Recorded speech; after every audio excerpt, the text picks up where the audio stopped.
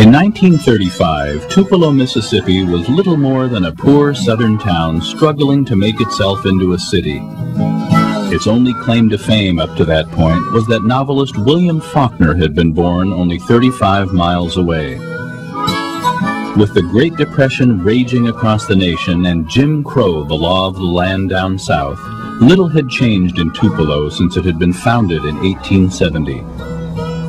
There was no fanfare on January 8, 1935, when a baby boy was born to Vernon and Gladys Presley in a two-room shotgun shack on the outskirts of town.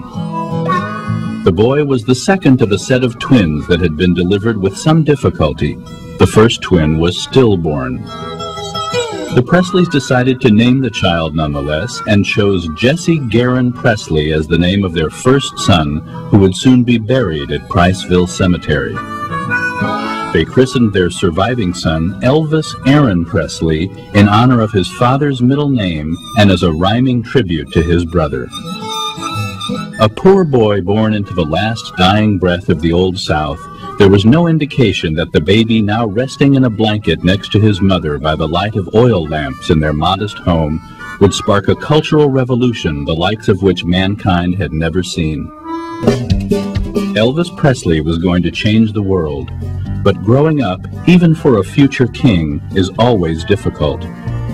Tupelo, Mississippi, with its dirty streets and moonshine whiskey, had served its purpose as the beginning of a story that would one day enthrall people all over the world.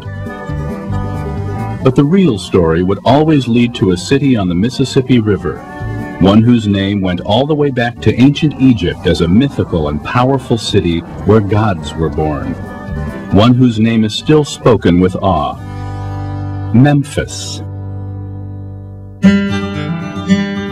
Vernon, Gladys, and Elvis Presley arrived in Memphis, Tennessee in 1948 with their worldly possessions strapped to the top of their car. The young family hoped that by moving to a new city, they could escape the poverty that had dogged them in Tupelo. But it would be a hard climb from the underbelly of society. The Presleys would have some assistance, however. They managed to get an apartment at a public housing project called Lauderdale Courts, which, as luck would have it, was within walking distance of Vernon's job and would only cost them $35 a month in rent. The complex also served as Elvis's home, playground, and hideaway during the formative years of his later childhood. America was also undergoing a transformation during those years. World War II had left the nation with more prosperity than it had seen in a generation. People were working hard now, not just to survive, but to afford some of the new comforts life had to offer, like automated kitchens, big cars, and a new device that was making entertainment not only a part of life, but almost a necessity: the television set. For his part, young Elvis was traumatized by the move. Though he had always been somewhat separate from his classmates in Tupelo, he had at least known them all. Now he was faced with having to go to a new school where he would feel even more like an outsider. With his outlandish hair and shy demeanor, young Elvis cut quite a striking figure in early 1950s Memphis.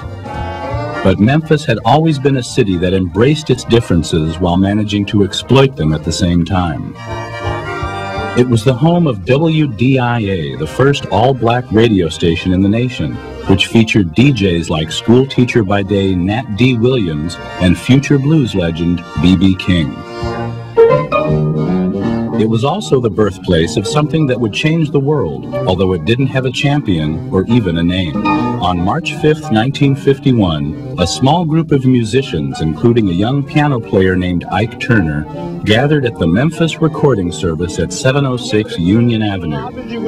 That night, they recorded a single called Rocket 88. Though they considered it a strictly rhythm and blues record, the press and the public started calling it by a new name: rock and roll.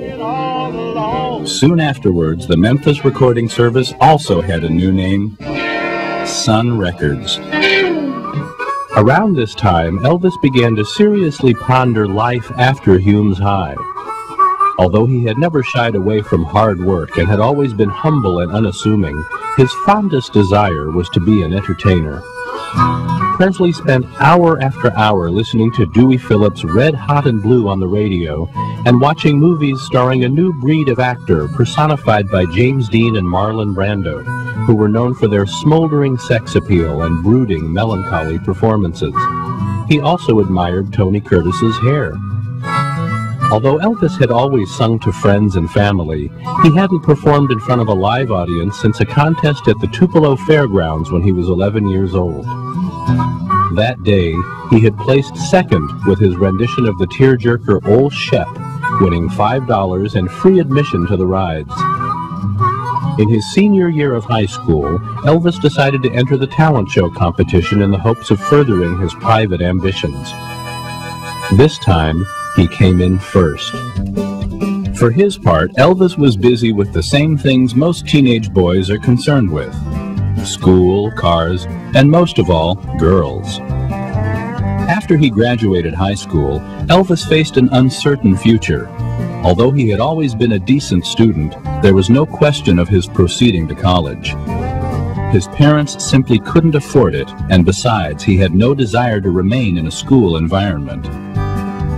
The Presleys had been evicted from their home in Lauderdale courts because their income exceeded the allowable limit for assisted housing. But it wasn't enough to support a family of three, so Elvis's future was clear. In order to help his family survive, he would have to go to work. Although Elvis had taken part-time jobs in the past, most significantly at the Lowe's State Theater in town, he began looking for something that could actually lead to a career. On the day of his graduation, Elvis Aaron Presley walked into the Tennessee Employment Security offices on Union Avenue and asked to be tested and placed into a job. Any job, although he did say his preference would be to drive a truck. His first assignment was a short-term job at the M.B. Parker Company, where one day his employer found him close to tears. Elvis told him that he needed an advance on his salary to make his car payment. His boss told him that was against company policy, but he would personally loan Elvis the $33. True to his word, Elvis paid him back 2 days later after receiving his paycheck.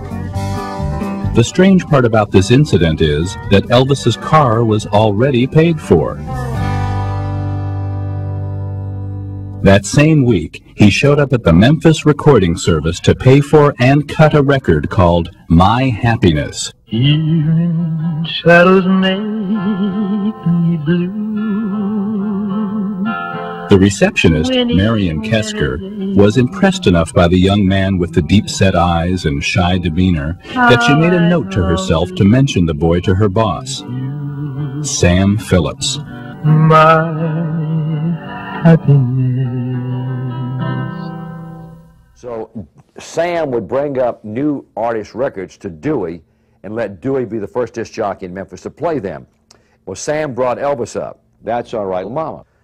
And he said, Dewey, he said, I got an act here that is very unique and very unusual. You got to listen to this guy. It's a white guy sounding black. And so Dewey put it on and listened to it, and he had a phrase, hey, mother, that's a hit, that's a smash, you know.